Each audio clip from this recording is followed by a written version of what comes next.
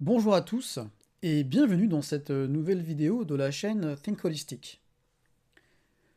Continuons ce tour d'horizon des 8 circuits, du modèle des 8 circuits de conscience qui a donc été créé par Timothy Leary au départ, qui d'ailleurs, parenthèse mais importante, pour que vous compreniez l'historicité de ce modèle, Timothy Leary avait été lui-même inspiré par le système des 7 chakras de la, de la philosophie hindouiste. Car si je me souviens bien, il y avait un universitaire d'Inde qui était venu là où il était professeur en psychologie. Bon, à vérifier si l'occurrence est exacte, mais en tout cas, effectivement, lui-même s'est inspiré d'un système qui existe et il a transposé ça d'abord dans une application, dans une réflexion plus psychologique avec tout ce système de neuros, comme vous voyez. Mais après, il a poussé un petit peu plus la démarche sur les questions de changement d'état de conscience. Parce qu'en fait, on est quand même en train de parler de cela.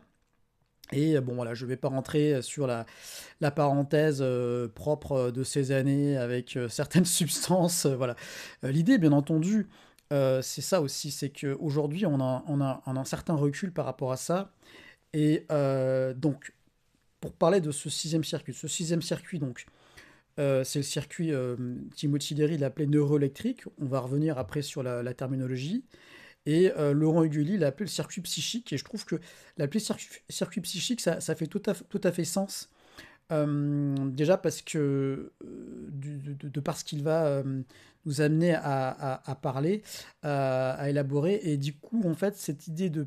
C'est plutôt l'idée de comprendre que là, on parle du psychisme en termes psychologie, dans le sens neurologique, en fait, et changement d'état de conscience. Alors là, ce que je suis en train de dire, ça fait un peu bizarre et ça fait un petit peu décousu, je m'en excuse d'avance, mais encore une fois, le problème, c'est que on n'a pas de terminologie encore propre, en fait, pour parler de tout cela, vous voyez, parce que en soi, le psychisme, la psyché, c'est là, donc c'est la totalité. Donc là, en fait, il faudrait qu'on parle de psychisme en lien avec le changement d'état de conscience. J'ai pas de terme exact par rapport à ça. Bon, bref.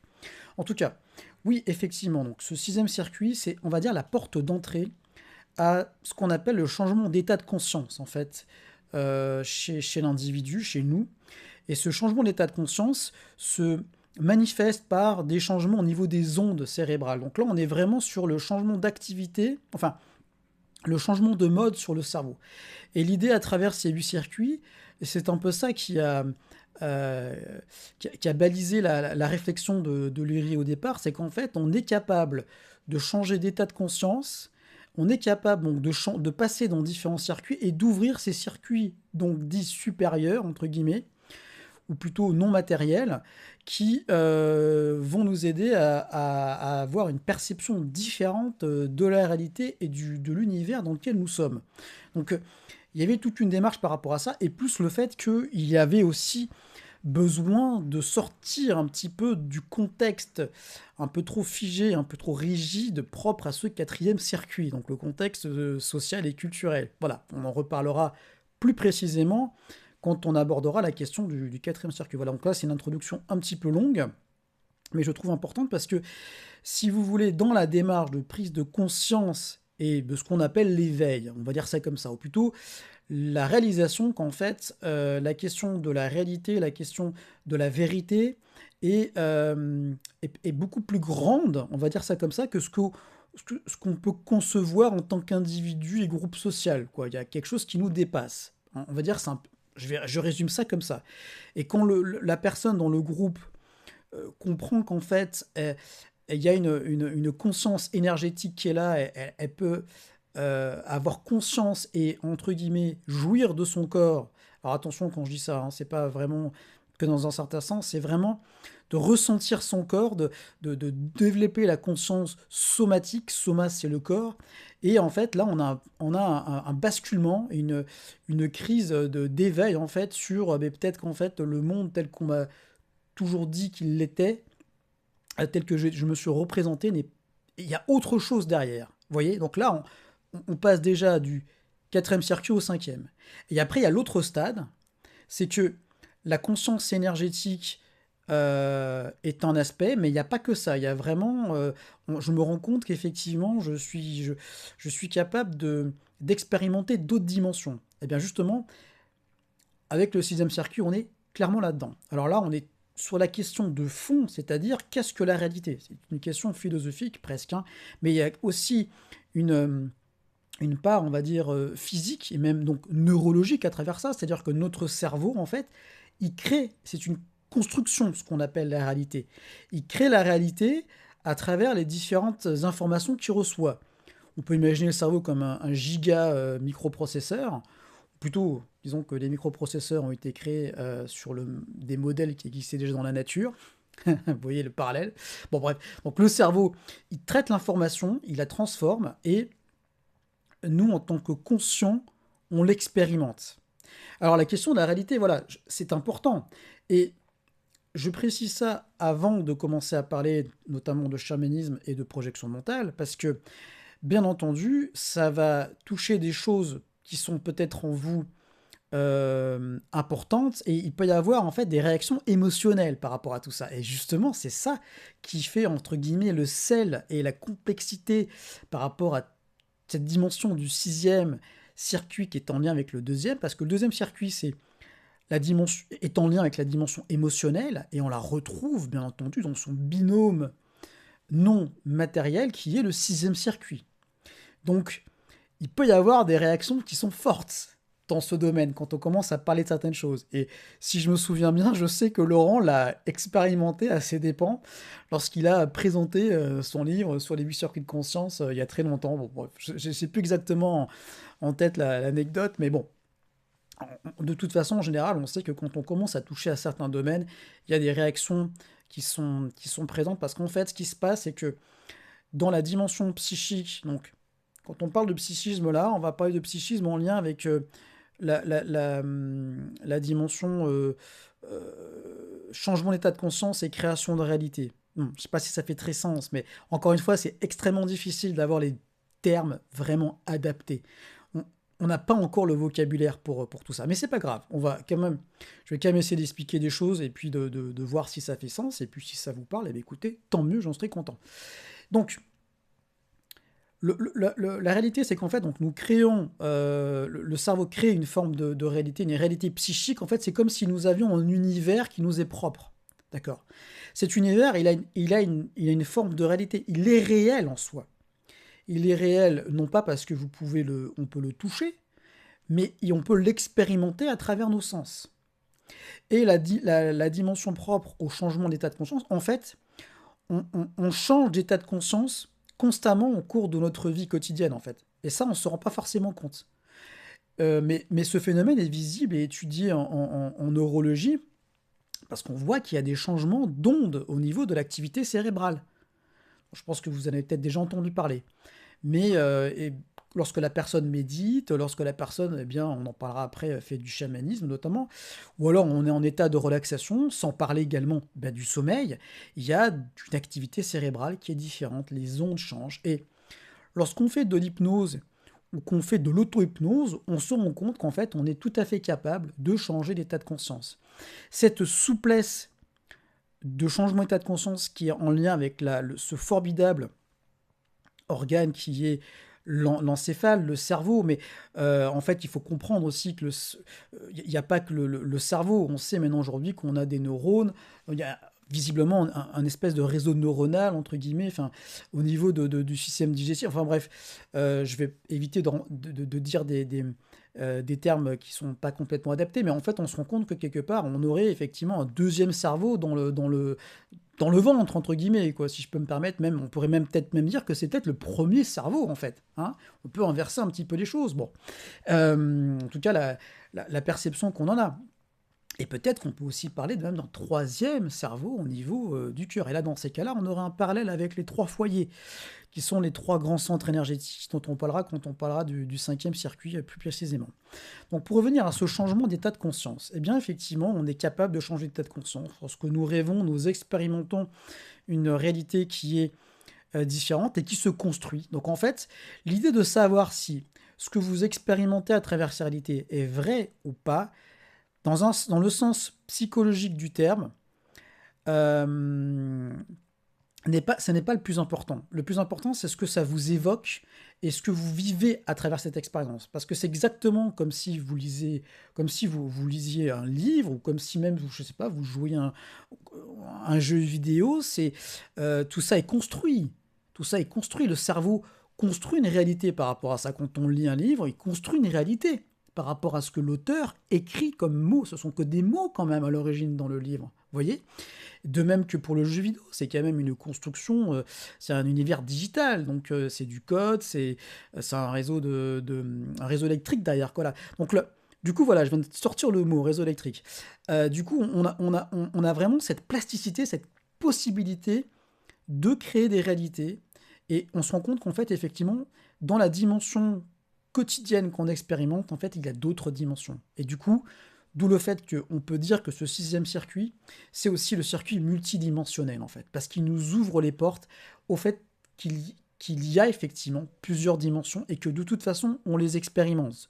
Qu'on parte du principe qu'elles n'existent pas vraiment ou que ce sont des épiphénomènes du cerveau, bon, du fonctionnement neuronal, et peu importe. Mais oui, mais elles existent vraiment et elles ont un impact sur nous. Lorsque nous faisons un rêve du style un peu cauchemar, il y a un impact derrière, il y a quelque chose. Et maintenant, aujourd'hui, on sait, grâce à la psychologie des profondeurs et la psychologie analytique, qu'en fait, il y a du contenu qui fait même sens à travers les rêves, hein. Et alors, là-dessus, je tiens à préciser, pour ouvrir une petite parenthèse psychologie des profondeurs, que, on le sait, il y a ce trinôme entre guillemets entre Freud, Jung et Adler, et Freud a balisé une certaine démarche, mais aujourd'hui, même si c'est pas encore complètement reconnu, on sait que Jung est allé bien plus loin que la théorie freudienne sur sur l'aspect, on va dire, symbolique autour des rêves, pour faire simple. Cela dit, attention, parce que Freud a aussi parlé de choses très intéressantes sur les mécanismes de défense, bon voilà. Mais bon, je vais pas rentrer dans le détail de la psychologie des profondeurs, mais je sais qu'en tout cas, ce que je peux vous dire, c'est que on se rend compte, et c'est la raison pour laquelle les ouvrages de Jung sont tellement étudiés et réétudiés aujourd'hui, que Jung, comme je l'ai dit, et comme je m'en suis rendu compte quand j'ai commencé à m'intéresser à tout ça, il y a de cela pratiquement presque 20 ans maintenant, qu'en fait, Jung a balisé, elle nous a donné les clés pour comprendre la psychologie des profondeurs. Voilà, hein.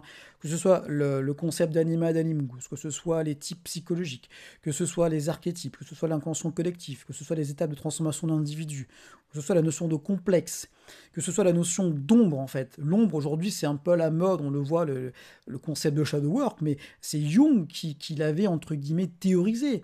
Après Jung, il n'a pas non plus tout inventé, il s'est inspiré de choses, il a constaté des choses, il s'est inspiré. Il a produit une œuvre qui est pratiquement, j'ai envie de dire, une œuvre de référence dans ce domaine. Mais après, bien entendu, les autres auteurs sont hyper intéressants et il ne faut pas se fermer, et notamment à ce qu'a apporté Adler. Mais là, ce sera l'objet d'une autre vidéo parce que Adler c'est consacré à plus la démarche d'éducation et sur du concret, quoi. Adler, ça a été une grande, grande source d'inspiration pour pour ce qu'on appelle la psychologie positive. Bon, alors, bref, revenons à ce sixième circuit. Donc, le sixième circuit, neuroélectrique, pourquoi? Eh bien, parce que il est en lien avec l'activité neuronale, quoi. Autant dans le septième, on était sur des conceptions au niveau de la conscience des molécules, sur l'ADN notamment, voilà. Le huitième, bon, comme vous l'avez dit, c'est le grand inconnu. Alors on peut l'appeler quantique si on veut, pour trouver une terminologie, mais attention parce que ce terme est un petit peu utilisé un petit peu dans tous les sens actuellement. Bon, bref.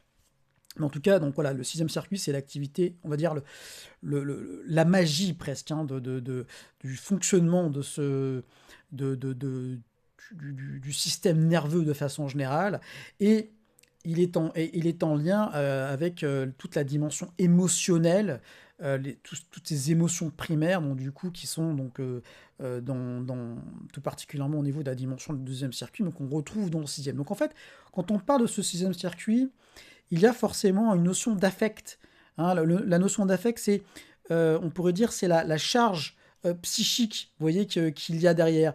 Et cette notion d'affect fait que du coup, il est difficile de parler de certaines choses dans ce domaine sans déclencher des réactions. Donc, hein, voilà. Et donc par rapport à ça, La notion fondamentale, c'est qu'en fait, le sixième circuit, il est en lien avec ce qu'on appelle les projections mentales, quoi, le mécanisme de projection mentale. Et ce mécanisme de projection mentale nous permet d'explorer le psychisme en général et de rentrer dans ce psychisme et de vivre des choses dans notre psychisme ou dans ce qu'on appelle le monde invisible en chamanisme. Et ça, Jung donc l'a expérimenté et il en parle.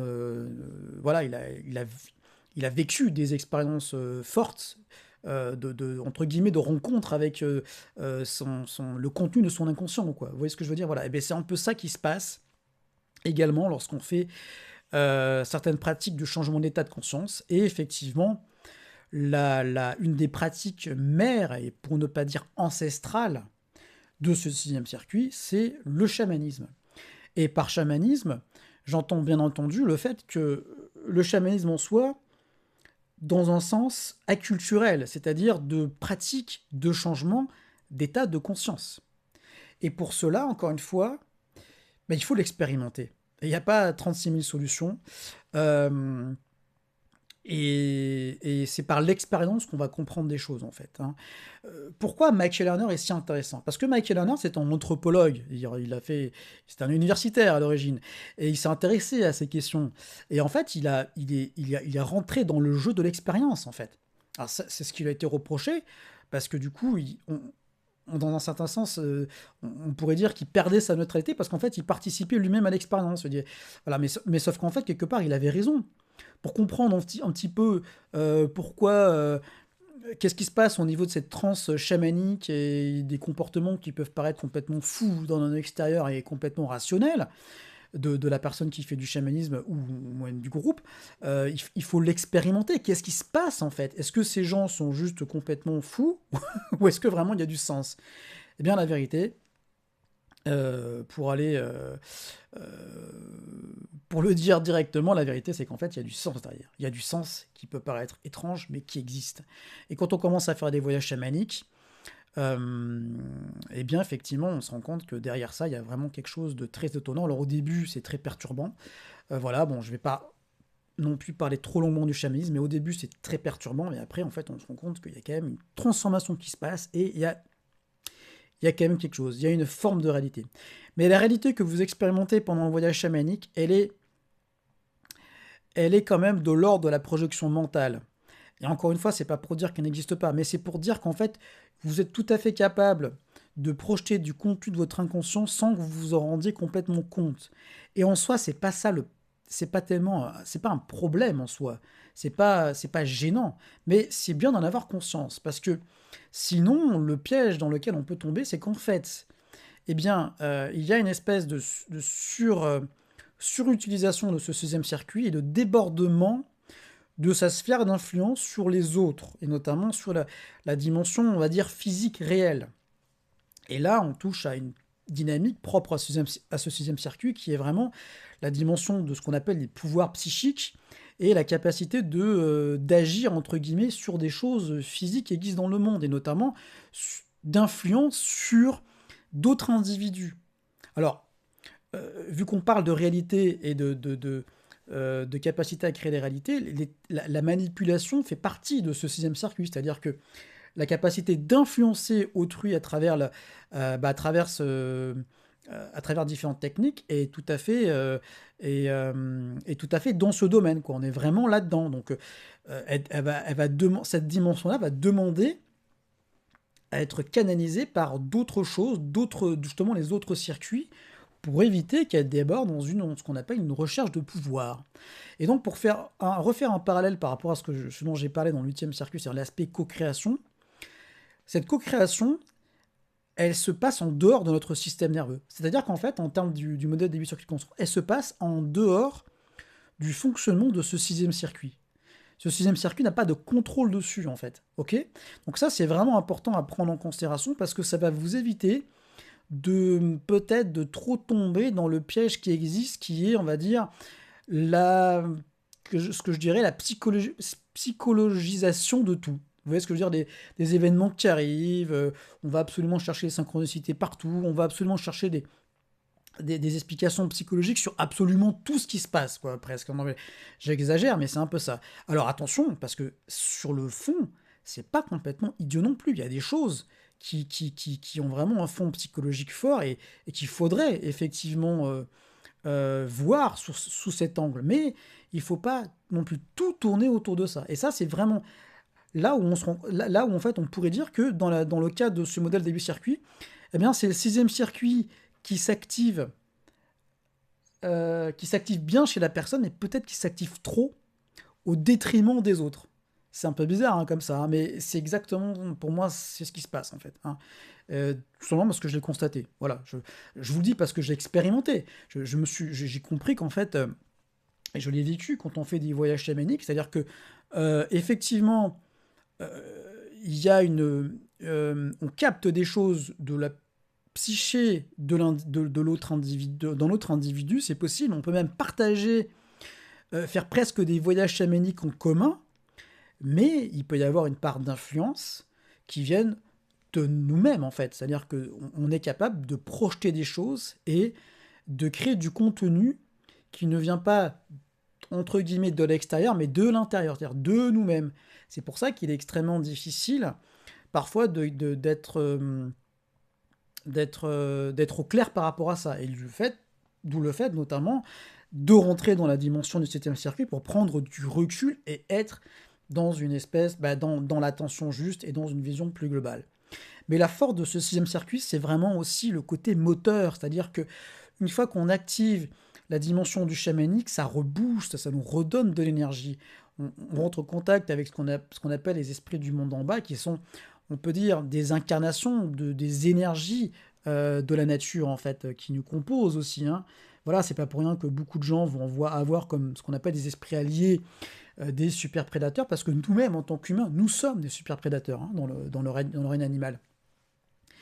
Et donc, en fait, ça permet de créer une forme aussi d'autonomie. Et comme l'a expliqué Michael Lerner dans son dernier livre, Caverne et Cosmos, où en fait, il disait que, enfin, il constatait, en fait, hein, il constatait à travers son livre, qui a un espèce d'immense rapport, quoi, un mémoire, une thèse, si je peux me permettre, où en fait, il constatait que chez les pratiquants donc, de séminaires de la FSS, il y avait un fond commun, c'est-à-dire que effectivement, chaque personne va avoir une façon différente d'expérimenter ce monde invisible, mais pour autant, il y a des choses qui se recoupent, notamment sur une structure globale de ce qu'on appelle le monde invisible, le monde d'en bas, le monde d'en haut, le monde du milieu, mais également aussi sur ce que les gens expérimentent et surtout l'aspect mystique en fait qu'il y a dans le changement d'état de conscience en fait. Voilà. Et il s'est rendu compte qu'en fait, il y avait un rapprochement très net entre des expériences mystiques fortes relatées dans des écrits de religieux notamment, voilà, chrétiens mais ou soufistes, je sais plus exactement, enfin bon, peu importe, mais et les gens qui pratiquaient le changement d'état de conscience au tambour. Donc là, effectivement, on voit clairement que la dynamique avec ce son répétitif, le fait de bouger, de danser, parfois de chanter, donc là on active en fait le deuxième circuit, hein, et bien ça va, si on le souhaite, activer ce sixième circuit et nous aider à voyager dans la dimension psychique. Et c'est complètement ça. Et l'idée c'est qu'en fait le chamanisme voyage dans la dimension psychique en lui donnant un cadre. Et ce cadre, c'est ce qu'on apprend notamment dans le corps chamanisme à la FSS, c'est-à-dire le fait de rentrer en contact avec le monde d'en bas, donc les énergies de la Terre, les esprits animaux alliés, après le monde d'en haut. Bon, là, il y a un aspect très presque logique et cohérent derrière tout ça, vous voyez. Mais bon, sur le fond, voilà, ce sixième circuit, c'est ça. C'est vraiment tout l'aspect projection mentale, tout ce qui peut être un petit peu négatif en termes de manipulation, de changement d'état d'influence chez autrui et de manipulation et donc d'exercice de pouvoir en fait, hein, voilà, hein. Et du fait qu'on peut être dans une démarche de recherche de capacités presque magiques, donc là on est encore dans la pensée magique, sur la réalité physique et parfois sur les individus. Donc attention, je ne suis pas en train de dire que tout tourne autour de ce qu'on appelle la pratique de la magie ou de la sorcellerie, mais ça fait partie de cette dimension du sixième circuit, et en plus, on serait étonné de voir à quel point elle est présente dans un certain nombre de sphères. Donc il y a quand même un fond de vérité par rapport à ça, mais L'idée, c'est qu'en fait, en ayant conscience de cela, en fait, on s'arme nous-mêmes pour pouvoir désamorcer ces processus. Donc, l'idée, c'est qu'en fait, effectivement, en prenant conscience de tout ça, en expérimentant la dimension propre au sixième circuit, en fait, on retrouve une forme d'autonomie et ça vous donne aussi une énergie parce que quelque part, vous rentrez en contact avec le contenu de votre inconscient et ça vous rebooste en fait. Ça vous rebooste complètement. Voilà.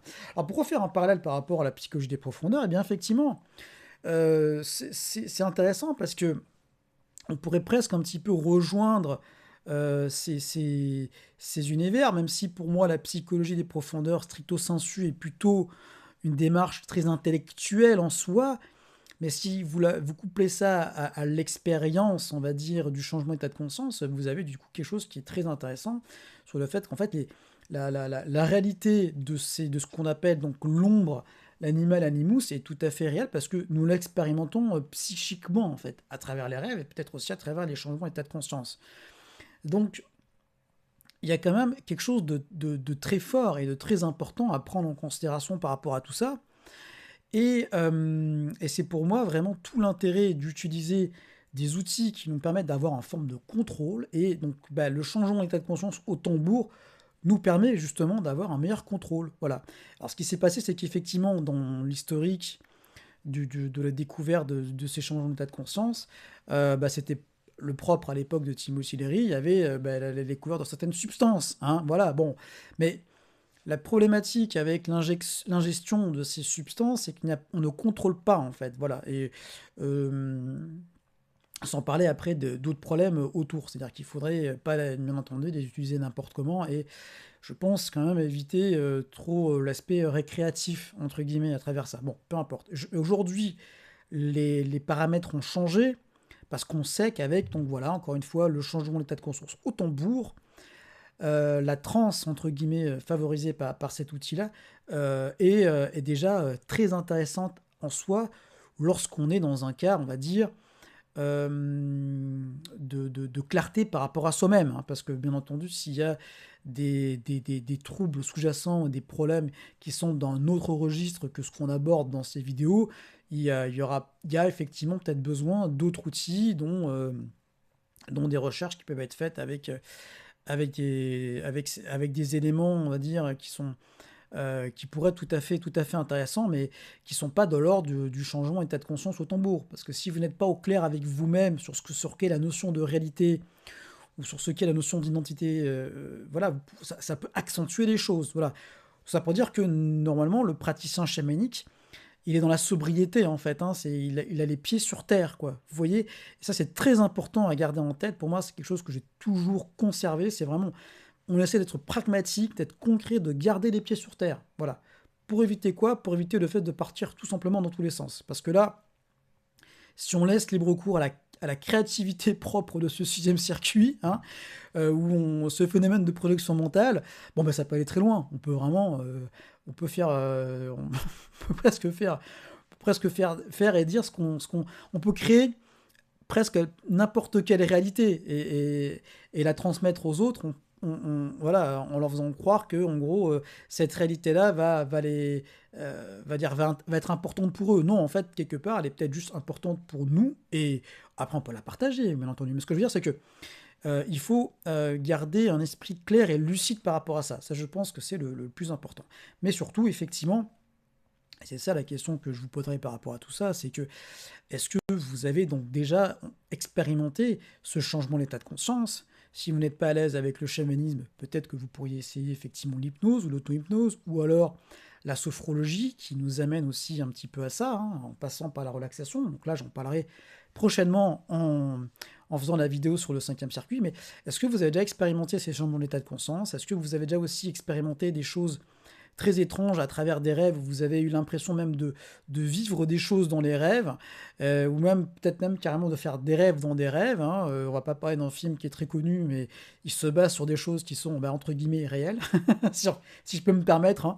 Après, c'est la fiction, ce qui se passe dans le film, mais l'histoire de rêver, de vivre des choses dans les rêves, c'est quand même quelque chose de réel. Moi, j'en parlerai dans des vidéos où je vous dirai en détail quelles sont mes expériences par rapport à tout ça, et je vous donnerai des exemples concrets qui m'ont interpellé.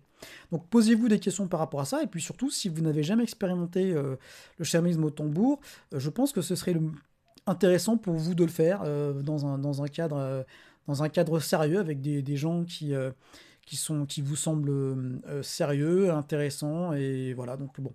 En tout cas, n'hésitez pas.